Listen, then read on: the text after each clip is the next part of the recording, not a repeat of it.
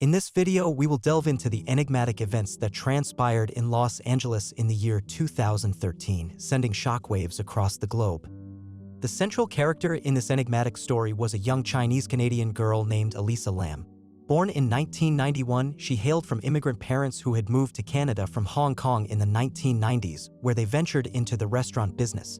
Elisa Lam completed her high school education at Vancouver's Sir Winston Churchill Secondary School and then pursued psychology at the University of British Columbia. Her classmates described her as a cheerful and friendly individual. However, it was during a solo trip to the United States that this young girl's life took a mysterious turn. Let's rewind the clock to January 2013 to understand what transpired that month. January in North America is known for its bitter cold, and it was during this time that the 21-year-old Elisa Lam, still a university student in Vancouver, made the decision to travel to California all by herself. Her parents weren't entirely supportive of this idea, as they had concerns about their daughter, given that she was a young woman embarking on a solo international journey. However, Elisa persisted, and after her repeated insistence, her parents reluctantly agreed. They had one condition: she must promise to speak with them over the phone every day. With their approval, Elisa left Canada and ventured into the United States, traveling by intercity bus.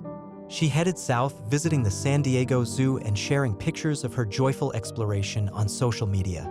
In the eyes of outsiders, she appears lively, cheerful, warm-hearted, and constantly wearing a smile on her face.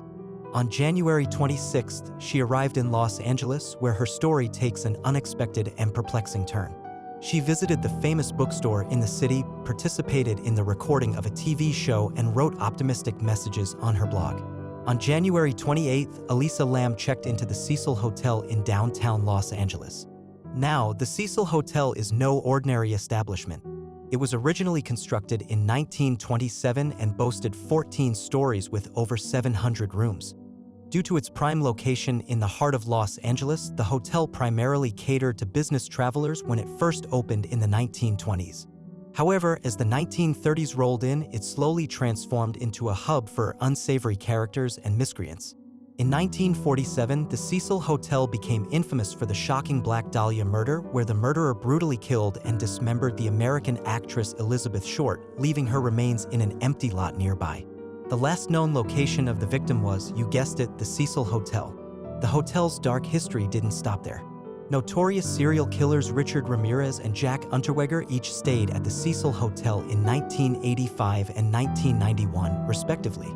Additionally, the Cecil Hotel has been the site of numerous other unfortunate incidents, including several suicides, earning it the ominous nickname of the Death Hotel. Despite this dark history, the hotel continued to operate, albeit in a different capacity. Over time, it transformed into a budget accommodation somewhat akin to a youth hostel, allowing multiple individuals to share a room and thus offering lower prices. With affordability in mind, Elisa Lam chose to stay at the Cecil Hotel on January 28th. She initially shared a room on the 5th floor with strangers, but it didn't take long for her roommates to become unnerved by Elisa's peculiar behavior. In a matter of days, her roommates couldn't bear it any longer, prompting Elisa to move into a single room on the 14th floor. Throughout her solo journey in California, Elisa remained faithful to her promise to her parents, speaking with them over the phone every day. However, on January 31st, an eerie and unsettling silence filled the line as Elisa's parents anxiously awaited her call. As originally planned, on this day, Elisa Lam was supposed to check out of the Cecil Hotel and make her way to Santa Cruz.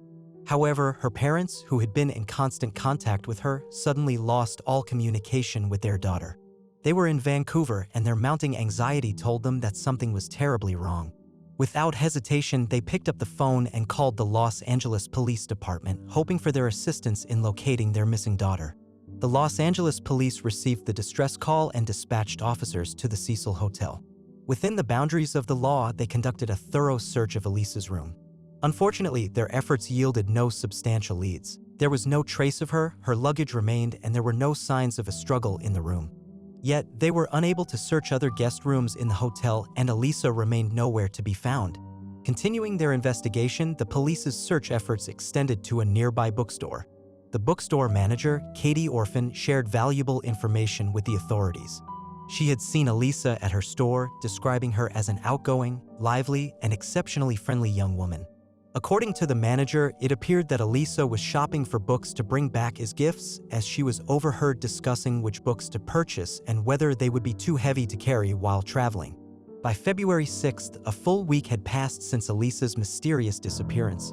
It was at this point that the Los Angeles police decided to post flyers featuring Elisa's photo in the vicinity of the hotel and share them online in the hopes that someone, somewhere, might hold the key to unraveling the perplexing enigma surrounding her vanishing act. With the release of the hotel elevator surveillance video on February 15th, the case of Elisa Lam's disappearance was thrust into the public eye. It was this 4-minute video that caused the news of Elisa's vanishing to explode across major social networks. Let's take a look at the video together. According to the authorities, the video was recorded on February 1st. In the footage, we see Elisa Lam entering the elevator where she stands with a slightly exaggerated posture close to the control panel. She proceeds to press buttons for all the floors, starting from the top and going down. As she does so, the elevator door seems to slightly close, only to immediately reopen. Later, she slowly approached the elevator door, swiftly peering outside, only to retract her head just as quickly. Elisa then steps into a corner of the elevator, seemingly trying to hide herself. Simultaneously, she kept staring at one side outside the elevator as if observing something intently. After a moment, she exits the elevator. What follows are a series of bizarre actions that are genuinely unsettling. Elisa spreads her arms out and moves them up and down, side to side, in front of her, creating an eerie and uncomfortable sight. Then she contorts her fingers in an odd manner. 15 seconds later, she vanishes from the surveillance screen and the elevator door finally closes, resuming its normal operation. This video catapulted the disappearance case to unprecedented heights, sending shockwaves through global media and triggering a frenzy of discussion and speculation overnight. Elisa Lam's series of actions in the elevator were reminiscent of scenes one might only expect in a horror film. Yet, these chilling events unfolded in stark reality. This gave rise to various interpretations by media and online communities. Some theorized that Elisa was attempting to evade someone who was following her, and that person kept pressing the button outside the elevator, preventing it from closing. However, others observed that when Elisa initially entered the elevator, her demeanor seemed relatively normal, lacking overt signs of panic. This led them to speculate that she might have been waiting for someone to join her in the elevator. The range of interpretations sparked intense debates as everyone eagerly awaited the police's efforts to locate Elisa. Her return would potentially solve the enigma surrounding her peculiar actions that fateful day. According to a report from the Omni television channel, a close friend who had known Elisa for 12 years from elementary school through university was perplexed by her behavior in the elevator surveillance video. This friend explained that the Cecil Hotel was known for harboring an assortment of peculiar individuals and the surrounding area had a reputation for drug-related issues. Consequently, this friend strongly suspected that Elisa might have been drugged. Adding to the intrigue, a person claiming to be Elisa's friend posted an online image of a postcard supposedly sent by Elisa. The postcard bore Elisa's signature and contained unsettling phrases such as creeping and pilgrimage, further shrouding the case in mystery. As the bizarre details of the case continued to fuel discussions, Elisa Lam's former residence, the Cecil Hotel, also came under intense scrutiny. The hotel saw a surge in visitors, with numerous tourists flocking to the site to get a first-hand look. The sudden increase in visitors led to fully booked rooms and even price hikes. Locals also took it upon themselves to visit the scene to conduct amateur investigations, hoping to unravel the various paranormal legends that had been circulating online.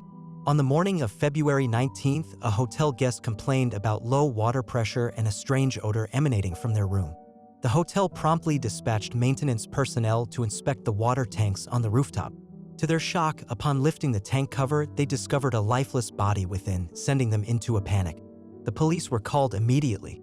Upon arrival, the police found the lifeless body of a young woman submerged in the water tank.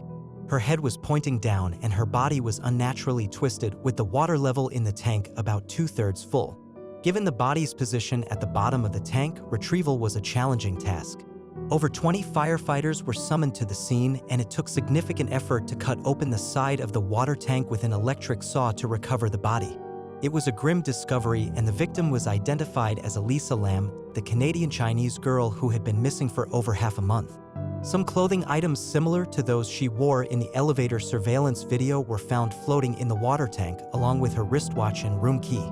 On February 21st, the Los Angeles County Coroner's Office released preliminary autopsy results, revealing that Elisa Lam had died from accidental drowning on February 1st. In other words, from February 1st until the discovery of her body on February 19th, the entire Cecil Hotel had been consuming water that had been in contact with her remains. The body was highly swollen from immersion in the water, and there were no apparent external injuries or signs of sexual assault. The comprehensive autopsy report was not made public until 4 months later, in June. The 27-page report concluded that there is no residual presence of drugs in Elisa's body, except for prescription medications used to treat mental illness. These medications include lamotrigine, quetiapine, and venlafaxine, which are typically used to treat conditions such as bipolar disorder or depression. It is possible that Elisa suffered from a severe form of bipolar disorder, also known as manic depressive disorder. This condition is characterized by mood swings that can fluctuate rapidly between episodes of depression and mania within the same day. It was for these reasons the police suggested that Elisa Lam's accidental drowning might have been a result of her mental health condition.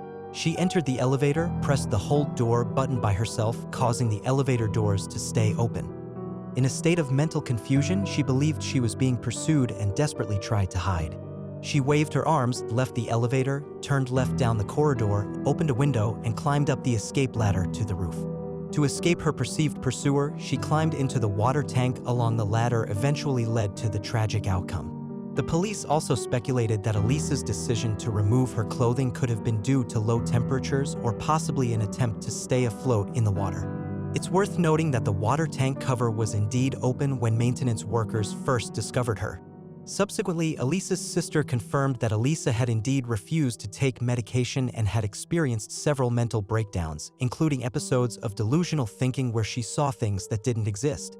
Her condition had become so severe at times that she required hospitalization. As for the results of the police investigation, it appears that Elisa Lam's family had no objections. They filed a lawsuit against the Cecil Hotel on September 19, 2013, accusing the hotel of negligence, alleging that the tragedy was a result of the hotel's failure to lock the water tank, lack of supervision in the elevator, inadequate precautions on the rooftop, and the absence of timely assistance when a customer displayed abnormal behavior. However, the hotel's management believed that the fault did not lie with the hotel.